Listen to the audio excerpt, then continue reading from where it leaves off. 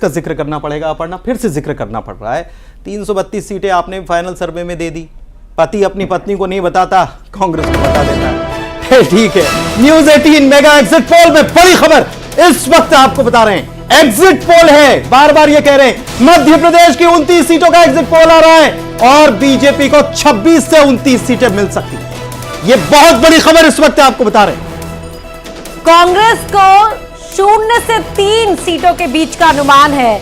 रवि सक्सेना जी हालांकि इस पर भी नाराज ही होंगे, लेकिन देखिए ये अनुमान है। 4 तारीख को तफसील होगी। मिशन 29 को लेकर चली थी बीजेपी, लेकिन यहां पर 0 से 3 पर कांग्रेस आ सकती है। 16 सीटों पर जीत का दावा छत्तीसगढ़ के लिए। 11 सीटें छत्तीसगढ़ में लोकसभा की।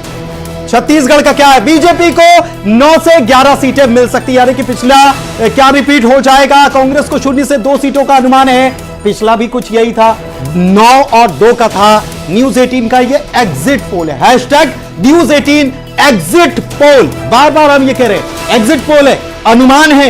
लोगों से बातचीत की, लोगों ने क्या कहा उसको हम दिखा रहे हैं।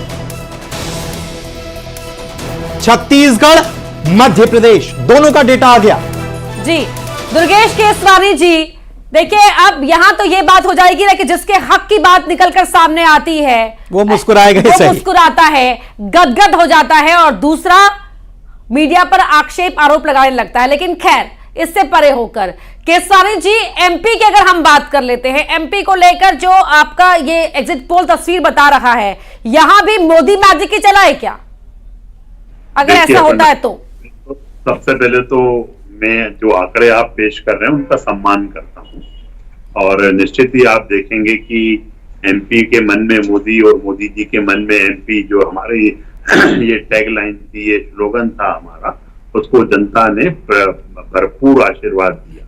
हम 23 की चुनाव की बात करें तो कांग्रेस का टुकड़ा साफ हो गया, और अभी आप 26 से 29 बता रही हैं, हम 29 पे ही रुकेंगे, क्योंकि हमने जनता 24/7 365 दिन 500 साल जनता के बीच में रहने वाले लोग हैं, और जब हम जनता के साथ रहते हैं, जनता हमें लाड़ प्यार दुलार आशीर्वाद देने का काम करती है। और हम इस बार मिशन 29 को लेकर जनता के बीच में थे। हम निश्चित रूप से माननीय मोदी जी की गारंटी को लेकर जनता के बीच में थे, और जनता ने हमें निश्चित ही आप देखेंगे कैसे हमें विधानसभा चुनाव में जो एक बड़ा मैंडेट दिया, इस बार भी पूरा देश में हमें बहुत बड़ा मैंडेट मिलने वाला है। हम लैंडस्लाइड विक्ट्री की ओर बढ़ रहे हैं। जो पुराने हमारे आंकड़े हैं जो आप दिखा रहे हैं, हम उनको भी ध्वस्त करते और आगे बढ़ते हुए आपको दिखेंगे। छत्तीसगढ़ में भी पिछला जो है वो रिपीट होता नजर आ रहा है। 9 से 11 सीटें आपको बताई जा रही हैं। आप तो कह देंगे कि 11 की 11 ही जीत रहे हैं हम, लेकिन कांग्रेस को भी 0 से 2 बताया जा रहा है। 2 सीट कांग्रेस भी ले जा सकती है। यही हो चुकी है। अब मुझे लगता है कि कहीं कांग्रेस का कहीं देश में कोई नाम लेने वाला नहीं है, क्योंकि इन्होंने जब एक बहुत छोटी सी बात बता रहा हूं अपर्णा जी, जब बोया पेड़ बबूल का तो आम की इच्छा कैसे कर सकते हैं। आज अगर यहाँ पे रवि भाई हमारे बैठ के आपको जो कोसने का काम कर रहे हैं, इन्होंने पूरे समय पूरे चुनाव को आरोप आलोचना और कोसने में निकाल दिया। ये ट्विटर और फेसबुक पर होकर चुनाव लड़ रहे थे। इसके विपरीत हमारा नेतृत्व, राष्ट्रीय नेतृत्व, हमारा प्रदेश नेतृत्व चट्टान के साथ प्रत्येक कार्यकर्ता के साथ। केसवानी जी, आप ही की बात पर थोड़ा सा आगे बढ़ाते हुए आपकी बात को, कि वो सोशल मीडिया पर चुनाव लड़ रहे थे और आप जमीन पर कार्यकर्ता उनके खिसका रहे थे। हर एक बूथ के हिसाब से कैलकुलेशन आपकी ऑन थी, और कांग्रेस के कार्यकर्ता वहां से एग्जिट लगातार एग्जिट हो रहे थे। देखिए, निश्चित रूप से वो इसका कारण ये है कि इनके न तो नेता है, न नीति है, न नियत है। जब इन तीनों चीजों की अगर आपके पास कमी है, आपके पास नहीं है, आज का कार्यकर्ता इनसे विमुख हो गए। नहीं, इसमें जोड़ूंगा मैं, नेता नहीं होता और नीति नहीं होती और नियत नहीं होती, तो फिर यहां से क्यों लेके आते हैं आप? खूब आपने खींचा है लाखों में। नेता नहीं होता तो ये क्या आपने क्या भर लिया, फिर अपने दल में क्या भर लिया? फिर वापस बात शुरुआत के पहले फेज तक पहुंच जाएगी, कचरे तक। नहीं, देखिए, हमने जो कार्यकर्ता आए उनका स्वागत किया, और प्रत्येक हमारे 64,523 बूथों पर कार्यकर्ता की ज्वाइनिंग हुई है। बूथ पे जब कार्यकर्ता ज्वाइन करता है तो वो भाजपा की विचारधारा, माननीय मोदी जी के मूल मंत्र सबका साथ, सबका विकास और सबके विश्वास को लेकर जब वो विचारधारा को फॉलो करता है, तो उसने भी अपने परिश्रम की पराकाष्ठा की, हमारे कार्यकर्ताओं की परिश्रम की पराकाष्ठा, हमारी जन कल्याण की नीति, हमारी राष्ट्रीय का जो जन कल्याण की नीतियां, और हमारे पास एक सक्षम नेतृत्व है जो देश को उस विकसित देशों की श्रेणी में ला। खबर अभी हमने 2-3 दिन पहले ही प्रहलाद पटेल साहब जो हैं उनके यहाँ नीम के पेड़ पर आम उग रहे हैं, आपको भी पता होगा केसवानी साहब, मैं उस पर आऊंगा इस वक्त है, मान लें उसका आगे आकर स्पष्ट होना आवश्यक ये है, समय बचा है उसमें ही, तो इसमें डिबेट होना भी चाहिए। बहुत सारा अभ्यास, बहुत सारा प्रयास सब लोगों ने किया है, उस विषय पर चर्चा होने से कोई दिक्कत नहीं है, भाग तो लेना ही चाहिए।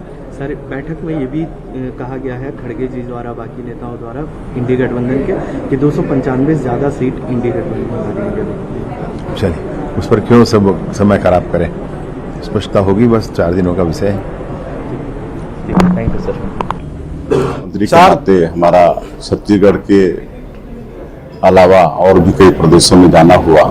हम उड़ीसा गए, झारखंड गए, मध्य प्रदेश गए, तेलंगाना भी गए, और सब जगह भारतीय जनता पार्टी के पक्ष में बहुत अच्छा वातावरण है। सभी लोग तीसरी बार आदरणीय श्री नरेंद्र मोदी जी को प्रधानमंत्री के रूप में देखना चाहते हैं, और मेरा पूरा विश्वास है कि छत्तीसगढ़ में तो हम लोग सभी सीट 11 की 11 सीट भारतीय जनता पार्टी को जीत के दे रहे हैं, और जो हमारी पार्टी का नारा है, एनडीए का नारा है, अब की बार 400 पार, हमको लगता है निश्चित रूप से इसको अचीव करेंगे।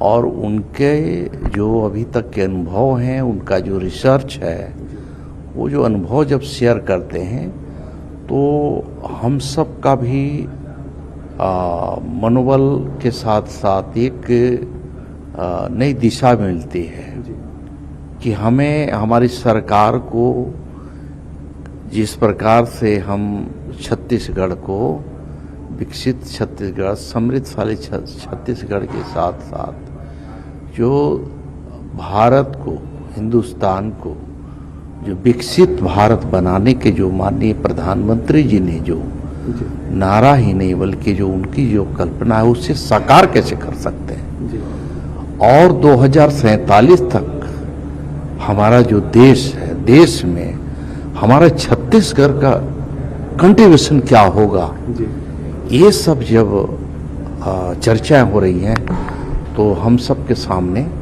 वो सब दिखाई दे रहा है कि हमें सब अलग अलग डिपार्टमेंट में जो जो कर सकते हैं वो सभी क्षेत्रों में ये सब काम करने के लिए हमारे पास समय भी है, आज साधन भी है, और इस तरफ से तमाम सारे लोगों का जो मार्गदर्शन प्राप्त हो रहा है उस आधार पे बहुत सारे ज्ञान भी आ रहे हैं। सर, आज 7वें और अंतिम चरण का मतदान है, भाजपा इसे किस तरह देख रही है सर? अब 4 जून को सीधा रिजल्ट आएंगे।